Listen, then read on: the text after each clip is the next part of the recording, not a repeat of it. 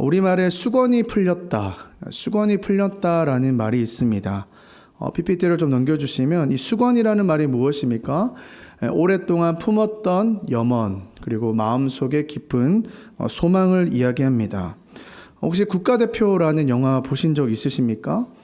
2009년에 개봉한 이 영화는요, 대한민국 역사상 처음으로 시도된 스키점프 국가대표팀의 창단 이야기를 다루고 있습니다. 영화의 주인공들은요, 저마다 다른 사연들을 가진 사람들이었죠. 미국에서 입양된 전직 알파 스키 선수였던 주인공이 있었고요. 또 감옥했던 소년 가장이 있었고, 또 나이트클럽의 웨이터도 있었고요. 또 독특한 동생이었던 4차원 성격을 가진 동생도 있었고, 또 고깃집 사장님의 아들도 있었습니다. 얼핏 보기에는 오합지졸 같은 이들이 스키점프라는 생소한 종목에 이제 도전을 하게 되는 거죠. 그러나 현실은 쉽지는 않았습니다. 제대로 된 장비도 없었고 또 훈련 시설도 없어가지고 폐교에서 막 훈련을 해야 했고요. 또 전문 코치도 없었기 때문에 많은 사람들의 비웃음과 또 무관심 속에서 힘겨운 시간들을 보냈습니다. 그러나 이들을 이렇게 이끌 수 있는 한 가지 원동력, 또 오늘 보았던 이 수건이 있었는데요. 그게 무엇이었을까요? 바로 올림픽 무대에서 하늘을 나는 것이었습니다. 이 세상의 편견과 자신의 한계를 넘어서 이들은 오직 스키 점프를 향한 불꽃 같은 열정으로 하루하루를 보냈죠. 넘어지고 또 넘어져도 나는 날 수 있다는 믿음으로 서로를 의지하면서 결국 포기하지 않았습니다. 그리고 마침내 이들의 간절한 수건이 이루어지게 되죠. 이 올림픽이라는 꿈의 무대에서 자신들의 존재를 증명하며 깊은 감동을 선사하게 됩니다. 이 스키점프 장면에서 흘렀던 여러분 익숙한 그 BGM 지금 들리시죠? 네. 나나나나나나 죄송합니다. 네. 그 배경음악과 함께 우리의 가슴을 울렸던 그 모습은 아직도 이렇게 생각이 많이 납니다. 사랑하는 여러분, 이처럼 우리에게도요, 이런 수건들이 있습니다. 어떤 사람은 기업에 취업하기를 원하는 수건이 있고요. 또 어떤 사람들은 자신의 재능과 은사로 또 하나님 나라를 세우는 어떤 비전을 이루고자 하는 수건이 있고요. 또 혹은 좋은 배우자를 만나서 가정을 이루는, 또 어려운 관계가 회복되는, 또 내 집 마련이나 또 부모님, 또 자신의 건강을 회복하고자 하는 그런 간절한 수건들이 다 우리에게는 있습니다. 지금 여러분들에게는 어떠한 마음의 수건이 있습니까? 오늘 말씀을 보시면요, 이 사도 바울에도 간절한 수건이 있는 것을 이제는 더 이상 말할 필요도 없이 있다는 걸 여러분 너무 잘 알 겁니다. 무엇이었나요? 네, 바로 로마로 가는 거지 않았습니까? 이 바울은요, 이 로마서를 보시면요, 여러 번 너희에게 가고자 하였으나 라는 말을 하면서 이 염원이 얼마나 간절했는지를 보여줍니다. 오늘 본문은 드디어 그 바울의 수건이 이루어지는 날입니다. 14절 후반전의 말씀을 보시면 이렇게 기록되어 있어요. PPT 보여주세요. 그래서 우리는 이와 같이 로마로 가니라 라고 지금 기록되어 있죠. 이 장면 어떤 장면입니까? 바울의 일생을 건 수건이 이루어지는 감격스러운 순간이자 복음이 이제 이 세계의 심장부인 로마로 확장되어가는 그 첫 발을 디딛는 시작입니다. 이 14절에서요, 좀 우리가 특별히 좀 주목해야 될 표현이 있는데, 이 바울이 단순히 그냥 로마로 간 것이 아니라 그 앞에 오늘 제목이죠. 뭐라고 되어 있습니까? 이와 같이 갔다라고 기록을 하고 있습니다. 이 헬라어 성경에는 이와 같이가 뭐냐면 이 후토스라는 말인데요. 그냥 쉽게 말해 이와 같이 그러므로라는 의미인데 이 외에도 다양한 해석이 가능한데요. 오늘 본문에서는 in this way, 이게 무슨 말입니까? 이런 방법으로 로마에 갔다라고 합니다. 그럼 이러한 방법이 무엇일까요? 우리는 너무너무 잘 알고 있죠. 하나님께서 바울의 1차, 2차, 3차 선교 여행, 즉 이 로마로 가는 여정 가운데 역사하셨던 그 위대한 방법으로 하나님께서 놀랍게 바울의 인생 가운데 함께 하셨던 그 방식 그대로라는 의미가 포함되어 있다라는 거예요. 여러분, 이것이 무엇을 의미합니까? 지금 이 바울의 오랜 수고는 바울이 혼자 이루어낸 것이 아니라 그 여정 가운데 하나님께서 함께 하시고 하나님의 때에 하나님의 방법으로, 그게 사실은 바울의 수건이자 누구의 수건이었을까요? 하나님의 수건이었다는 거예요. 하나님께서 바울과 함께 이루신 그 꿈이었다는 것을 이야기하는 것이죠. 그렇다면 이제 이 로마 여정을 마무리하면서 이제 다음 주면 마지막 시간이거든요. 아쉽게도 이 바울의 로마 여정을 마무리하면서 오늘 이 바울은 이 기사를 통해서 바울이 만났던 그 하나님, 어떤 하나님으로 지금 묘사를 하고 있는지에 대해서 여러분과 좀 잠깐 나누기를 원합니다. 첫 번째로는요, 이 하나님이 어떤 하나님이냐면 다음 PPT입니다. 이와 같이 준비하시는, 즉 여호와 이레의 하나님이었다는 거예요. 오늘 찬양 선곡이 아주 기가 막히네요. 네, 오늘 찬양에도 나왔지 않습니까? 여호와 이레의 하나님이었다는 거예요. 11절 말씀 보겠습니다. 석 달 후에 우리가 그 섬에서 겨울을 난 알렉산드리아 배를 타고 떠나니 그 배의 머리 장식은 디오스구로라. 아시다시피 지금 바울과 그의 일행 276명은 이미 죽음의 문턱을 넘었던 사람들이죠. 그들은 유라굴로와 같은 강풍 속에서 14일간 표류를 하면서 살 소망이 끊긴 채 죽음 직전까지 갔던 사람들이에요. 그러나 기적처럼 이 멜리데라는 섬을 발견을 하게 됐고 상륙을 하게 됐고, 그리고 이 멜리데 원주민의 특별한 동정 속에서 겨울 3개월이라는 겨울의 시간을 보낼 수 있게 되었습니다. 물론 지금 이제 거의 로마에 가까웠지만 사실 바울의 입장에서는 여전히 이 로마 선교라는 건 닿을 수 없는 꿈처럼 느껴졌을지도 모릅니다. 근데 오늘 기사를 보시면 그렇게 석 달이 지난 후에 앙상하던 나뭇가지에 새싹이 돋고 얼었던 대지가 녹아내렸던 그 순간에 그들 앞에 뭐가 나탔습니까? 거대한 배 한 척이 나타났다는 거예요. 되게 익숙한 배예요. 무슨 배입니까? 이집트 알렉산드리아에서 온 배였다라는 거예요. 아니 목사님, 그 알렉산드리아에서 온 배는 이미 바울 일행들과 함께 파손됐지 않습니까? 그렇지 않습니까? 근데 어떻게 또 그들 눈앞에 이 배가 눈앞에 떡하니 있을 수 있냐라는 거예요.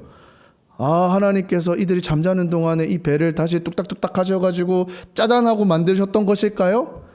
네, 그런 기적은 없지 않을까.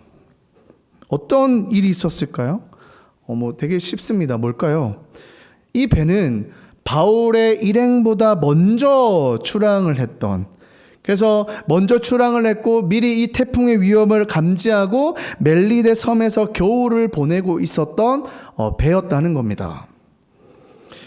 276명이라는 대규모 인원이 타도 문제가 없을 만큼의 넉넉하고 완벽한 배가 마치 약속이라도 한 듯 그들을 기다리고 있었다라는 거예요. 이 배는요, 바울이 찾아낸 것도 아니고요, 요청해서 얻어낸 것도 아닙니다. 하나님께서 선하신 계획 속에 이미 준비해둔 배였다는 거예요. 왜냐하면 이 배가 이게 순서가 맞지 않으면요, 이 배가 언제 올지 모르거든요. 만약 이 바울이 출발하기 이후에 이 배가 출발했다면 아마도 2달, 3달 이상을 또 기다려야 했을 수도 있습니다. 그런데 마침 이제 떠나야 할 때에 로마로 가는 배가 그들을 기다리고 있었다라는 것이죠. 여러분, 이 여호와 이레라는 말씀이 어디에서 나왔습니까? 바로 아브라함 때 나왔지 않습니까? 아브라함에게 가장 소중한 아들 이삭을 모리아산에 바치라고 해서 이 아브라함이 이삭을 바치려고 하는 순간에 주님께서 뭐라고 하셨습니까? 하지 마라. 내가 너를 위해 이미 준비한 제물이 있다라고 하셨지 않습니까? 그 여호와의 일에 하나님을 오늘 이 기사를 통해 보여주시는 거예요. 그러니까 여러분, 우리 하나님은요, 항상 우리보다 앞서가시고 우리의 눈에 보이지 않고 상상조차 할 수 없을 때에도 가장 완벽한 것을 하나님의 때에 마련해 두신다라는 거예요. 사랑하는 여러분, 우리의 삶에도 이 폭풍과 같은 문제, 또 불확실한 미래 앞에서 막막하고 두려울 때가 있습니다. 아니, 방법조차도 찾을 수 없는 그 막막한 속에서 살아가고 있을 때가 참 많을 겁니다. 그래서 과연 이 길이 끝이 어딘가? 도대체 나의 끝은 어딘가? 내가 어디를 도달해야 되는가? 하는 그 불안감에 휩싸일 수도 있습니다. 그러나 오늘 기사를 통해서 주님께서 뭐라고 하십니까? 우리 눈에는 보이지 않아도 우리 손에 잡히지 않는 그 순간에도 내가 답을 몰라서 그냥 어딘지도 모르고 걸어가는 그 순간에도 하나님께서는 미리 그보다 앞서 가셔서 준비해놓고 기다리고 계신다는 거예요. 여호와 일의 하나님이라는 거예요. 우리가 가지고 있는 꿈, 우리가 가지고 있는 이 수고는 혼자서 개척해가지고 만들어내는 그 길이 아니라 그 길 위에 주님께서 먼저 함께 하시고 우리에게 적절한 방법으로 먼저 준비해 놓으신 하나님이라는 겁니다. 이처럼 하나님은요, 우리의 삶을 이와 같이 여호와 일에 이끌어 가신다고 첫 번째 기사를 통해 보여줍니다. 그리고 두 번째는요, 두 번째 하나님 어떤 하나님이냐면 바로 이와 같이 통치하시는 주권자 하나님을 지금 보여주고 있어요. 우리가 아까 읽었던 이 11절 말씀은요, 이 바울이 일행 이제 탄 배에 대해서 독특한 묘사를 지금 하고 있는데 다시 한번 볼까요? 석 달 후에 우리가 그 섬에서 겨울을 난 알렉산드리아 배를 타고 떠나니 그 배에 뭐가 있습니까? 그 배의 머리 장식은 디오스구로라라고 지금 기록되어 있죠. 이 디오스구로라는 것은요, 제우스의 쌍둥이 아들이라고 해요. 그 아들로서 바다의 수호신이라고 불리는 우상이었다고 합니다. 지금 사진에 좀 잘 안 보이시겠지만 보시면 이 배의 뱃머리에 그 우상이 있는 그림이 있습니다. 하나님께서 지금 바울과 이들의 일행을 유라굴로의 강풍 속에서 건져주시고 또 멜리데 섬에서 피난처를 주시고 이제 로마로 가는 그 길까지 열어주셨는데 딱 지금 정작 배를 딱 들어가니까 뭐가 먼저 보이는 거예요? 지금 이 우상이 보여지고 있는 거예요. 그럼 모르긴 몰라도 지금 이들과 여정을 함께하지 않았던 이 뱃사람들은 이 우상을 향하여 뭐라고 했을까요? 우리의 뱃길을 지켜주소서라고 예배 아닌 예배를 드리고 있었을 겁니다. 근데 여러분들이 아는 바울은 어떤 사람입니까? 평생을 오직 하나님 한 분만을 전하며 우상 숭배와 싸웠던 사람이지 않습니까? 그러니까 바울의 기분이 어땠을까요? 지금 어렵게 하나님의 은혜 가운데 인도하신 가운데 지금 배를 탔는데 그들이 지금 예배를 드리고 있는 거예요. 분명히 불쾌한 마음이 있었을 거예요. 아니 하나님 왜 저에게 이런 우상이 가득한 배를 주셨습니까? 정말 저것이 눈에 거슬립니다라고 하나님께 혼란스러워하며 물었을지도 모릅니다. 그런데요, 성경을 보시면요, 이에 전혀 동요하지 않은 것을 보게 돼요. 바울은요, 그 사람들의 우상 숭배를 보고서도 흔들림 없이 담담했습니다. 왜 그럴까요? 이제 바울에게는요, 이런 게 전혀 문제가 되지 않기 때문입니다. 우상을 받아들였다는 게 아니라 이러한 모습들이 그렇게 중요하지 않았다라는 거예요. 생각해 보십시오. 이 로마라는 나라가 어떤 나라입니까? 오히려 로마에 들어가면요, 이보다도 더 많은 우상들이 질비하게 바울을 맞이할 겁니다. 그러니까 돌려 말하면 이건 피할 수 없는 현실이지 않습니까? 여러분, 바울의 기사를 보면요, 우리가 옛날에 했던 건데, 이 아덴에서 2차 여행 때 아덴에서요, 바울이 그 아테네에 있는 수많은 우상들을 보고 뭘 했는지 아십니까? 격분했다라고 하거든요. 그때는 그랬어요. 그 마음을 어떻게 주체하겠어요? 하지만 이제 바울은 아는 거예요. 깨달은 거예요. 그게 그렇게 중요하지 않다는 사실.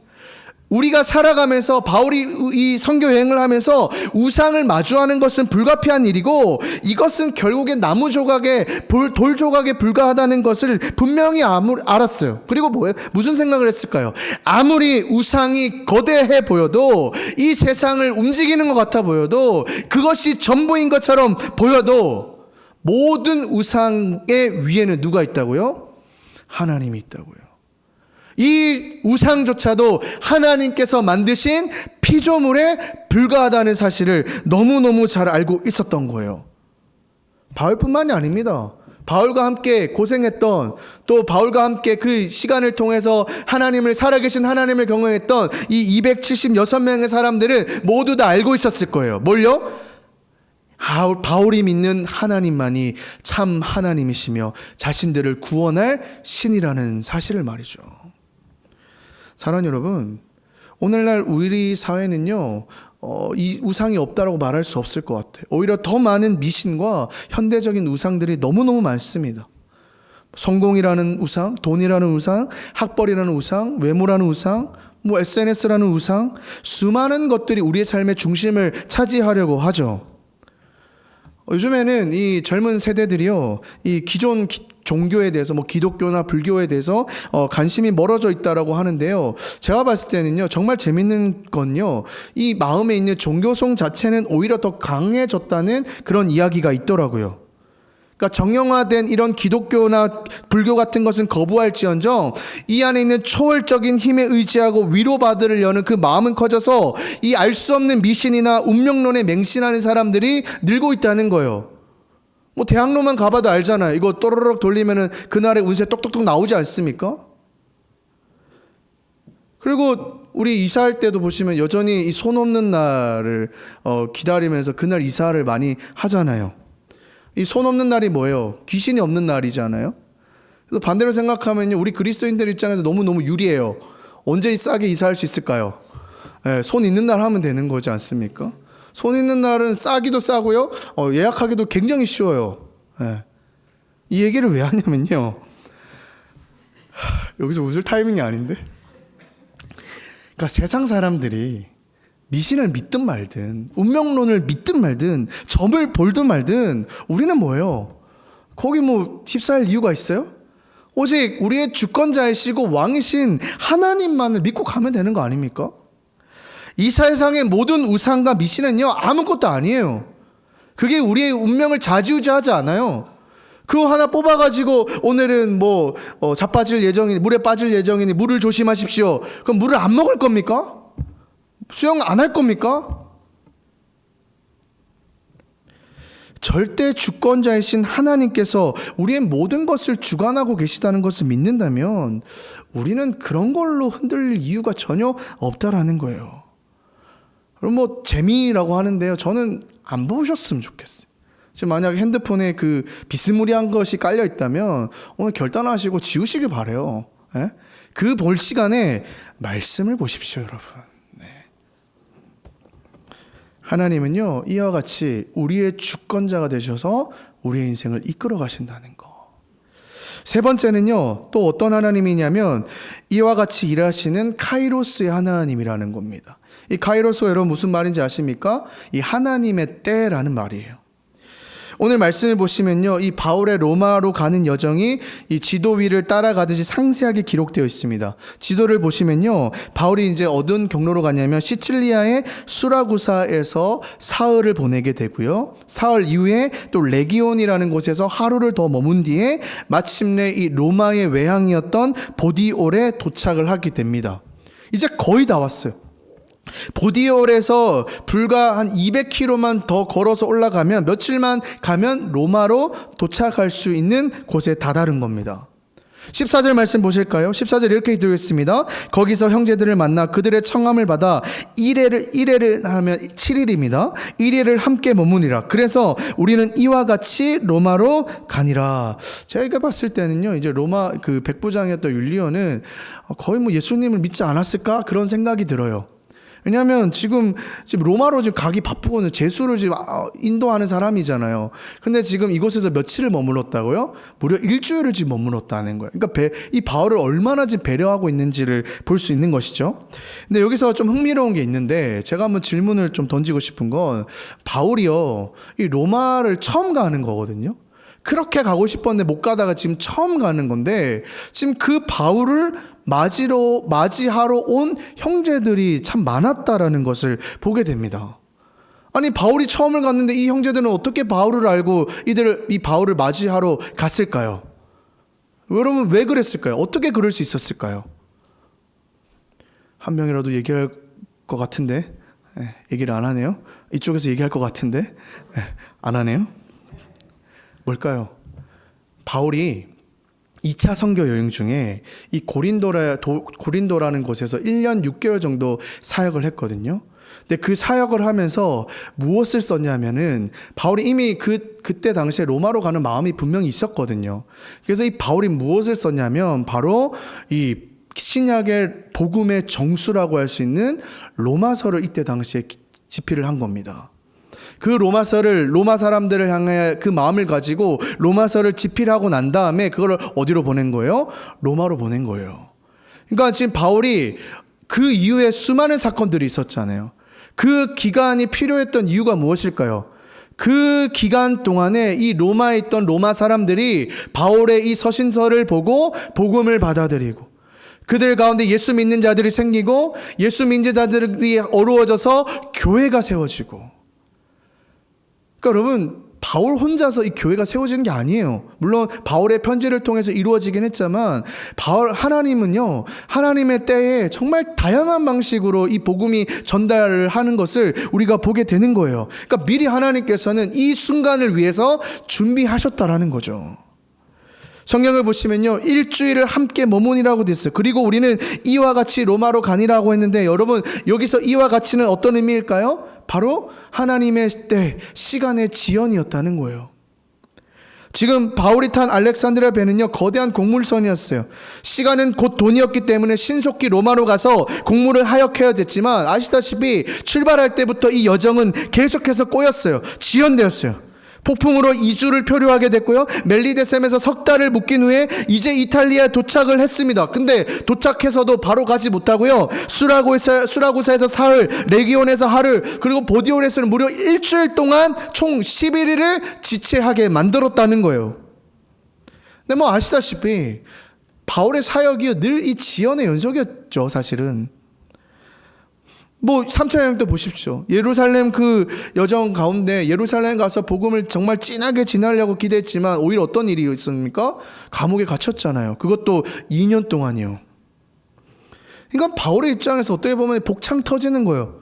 로마로 빨리 가야 되는데, 아니 지금 당장에 예루살렘도 복음을 전해야 되는데 하나님께서 뭔가 계속 브레이크를 거는 것 같거든요. 근데 여러분, 이 바울이 2년의 그 감옥 생활 동안에 뭘 한지 아십니까? 여러분 옥중서신이라고 들어보셨어요? 무려 4권의 옥중서신을 쓰게 됩니다. 빌립보서, 에베소서, 골로새서, 빌레몬서라는 이 귀한 옥중서신을 발행하게 되고요, 이 서신들이 그 땅 가운데 퍼지게 되면서 그 서신을 보고 예수 믿는 자들이 생겨나더라는 거예요. 그리고 그 서신이 거기서만 머물렀습니까? 오늘을 살아가는 우리들에게도 큰 영향력을 끼치지 않습니까?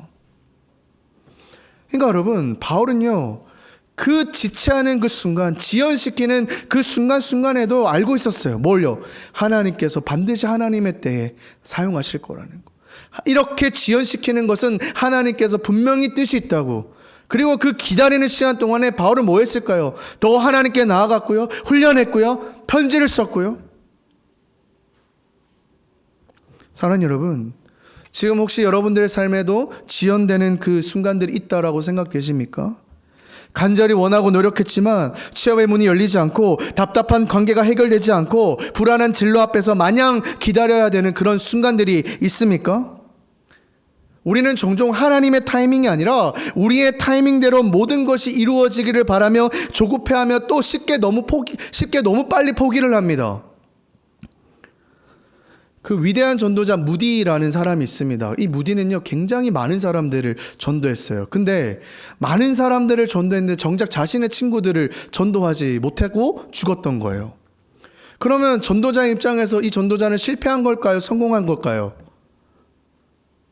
놀라운 일은 뭔지 아십니까? 무디가 죽고 난 다음에 그 씨앗들이 나중에 퍼져가지고 이 친구들도 결국 예수 그리스도를 믿게 되었다고 합니다. 그러니까 하나님의 때는 모르는 거예요. 당장 내 눈앞에 뭔가 실현이 돼야 되고 내가 원하는 것들이 이루어져야만 하나님의 뜻이 펼쳐진다고 생각하지만, 오히려 특별히 청년의 때에, 여러분 청년의 때는 뭡니까? 기다리면서 참고 나를 훈련시키고 나를 갖고 가면서 하나님의 때를 기다리는 거예요.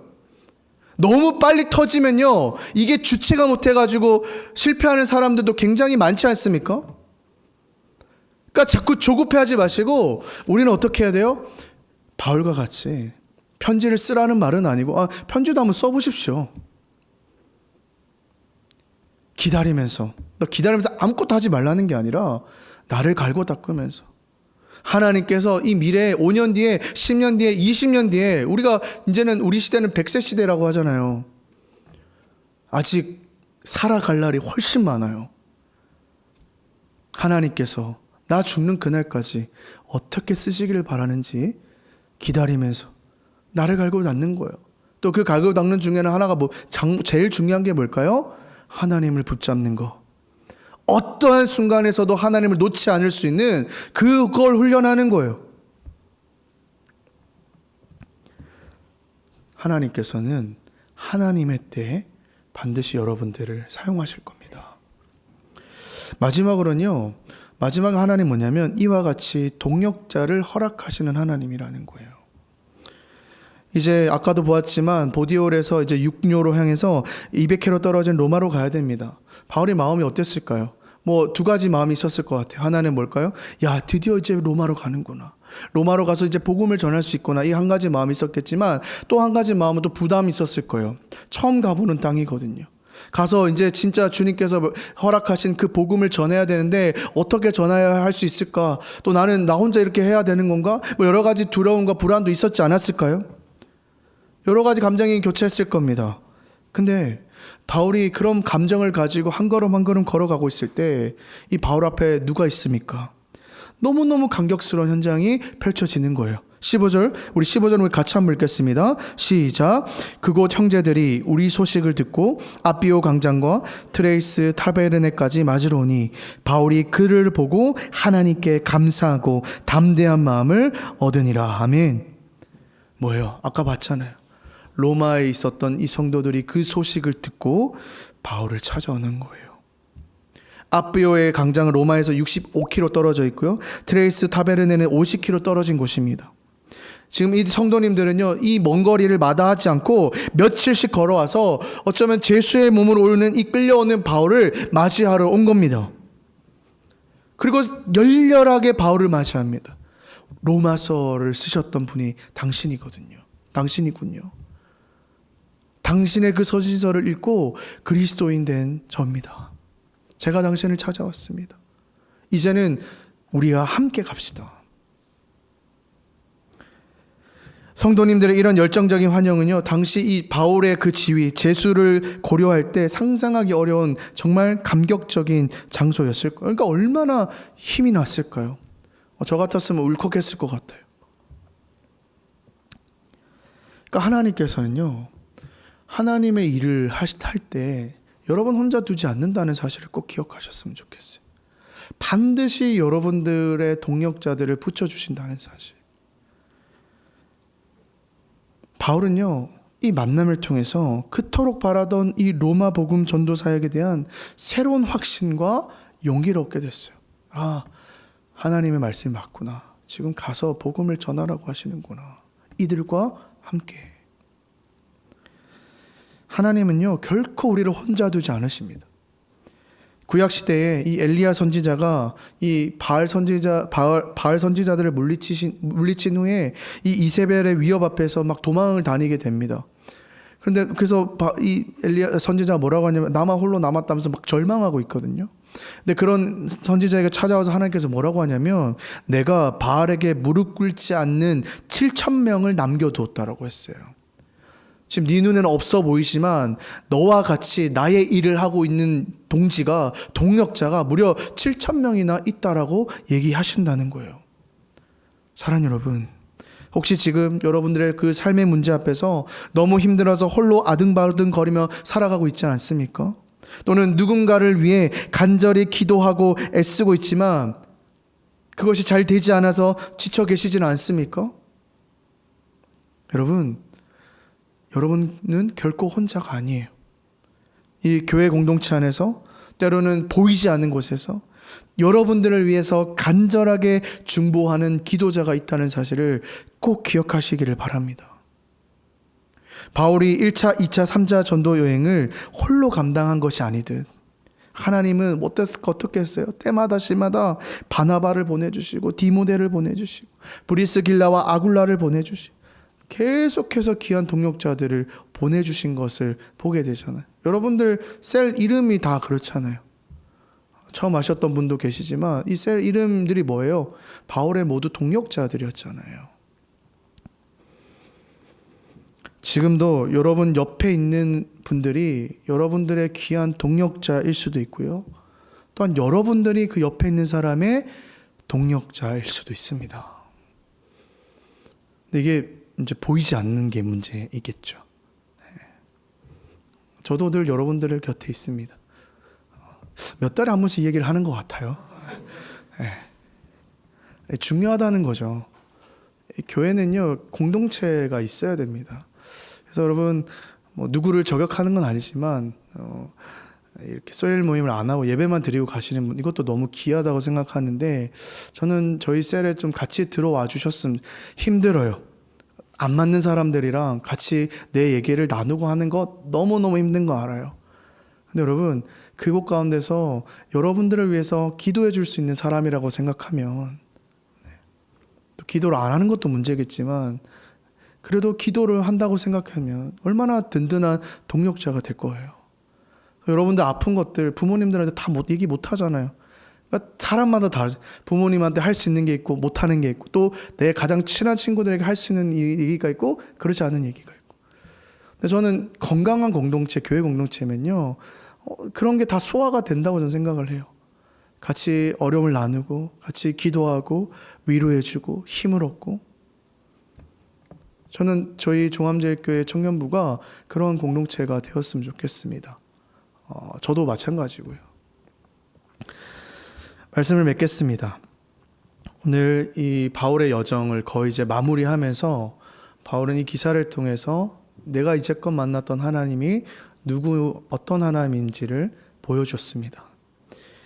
예상치 못한 상황 속에서도 미리 준비하시고 채우셨던 여호와 일의 하나님, 또 어떠한 우상과 우리를 흔들려는 그 모든 수많은 상황 속에서도 흔들림 없이 우리를 통치하시고 주관하시는 우리의 하나님, 그리고 우리가 정말 알 수 없는 그 기다림 속에서 답답하고 힘들어하는 그때도 하나님께서 우리를 버리신 것이 아니라 카이로스, 하나님의 때를 기다리며 그 때를 허락하시는 하나님, 그리고 나 혼자서 아등바등해서 살아가는 삶이 아니라 그 인생 가운데 귀한 동력자들을 허락해 주셔서 함께 세워져 나가기를 원하시는 하나님이에요.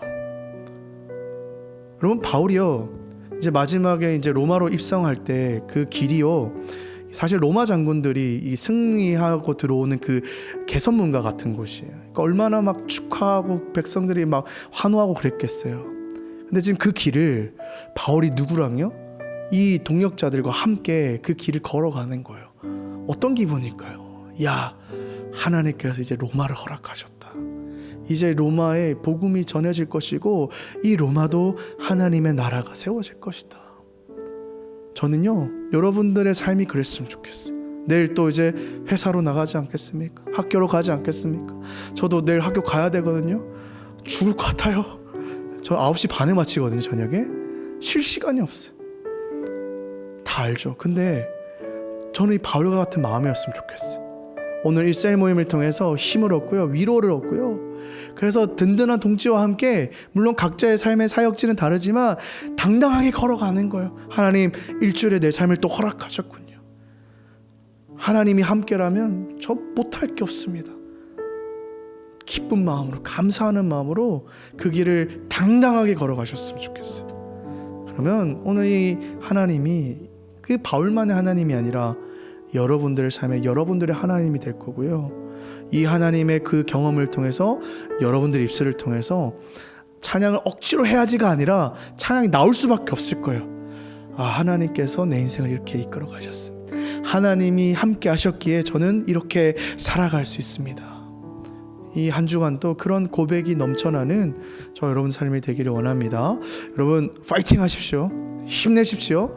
좌절하지 마시고 쓰러지지 마시고 죽을 것 같으면 저한테 전화해 주십시오. 제가 그렇게 믿음직스럽진 않아 보여도 그래도 기도하거든요. 네, 마침 아닙니다. 그만할게요. 옆에 있는 동역자들과 함께 우리 또 아름다운 교회를 만들어가고 또 여러분들 삶에 또 교회를 만들어 나가시기를 소망합니다.